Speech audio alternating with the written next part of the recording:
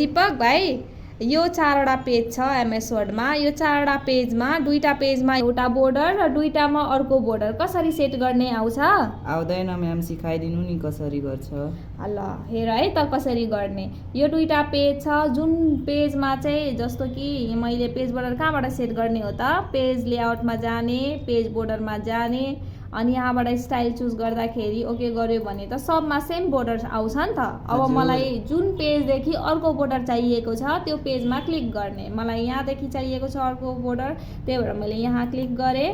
Click गरिसकेपछि यहाँनेरि page layout भन्ने अप्सनमै छु अहिले म। यहाँ ब्रेक भन्ने अप्सन हुन्छ, ब्रेक भन्ने अप्सनमा टिक गर्ने र नेक्स्ट पेजमा टिक गर्ने।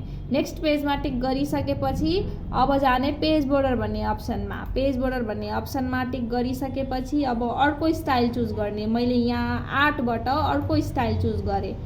8बाट स्टाइल चुज गरिसकेपछि यहाँ एप्लाई टु होल डकुमेन्ट छ, यहाँ टिक गरेर मैले दिस सेक्सनमा टिक गरेँ। दिस सेक्सनमा टिक गरिसकेपछि ओके गरिदिएँ। ओके गर्न साथ के हुन्छ, अर्को दुईटा पेजमा अर्को टाइप्सको बोर्डर आउँछ। अब बुझ्यौ त दीपक भाइ? बुझेँ म्याम, थ्याङ्क यू बुझाउनको लागि।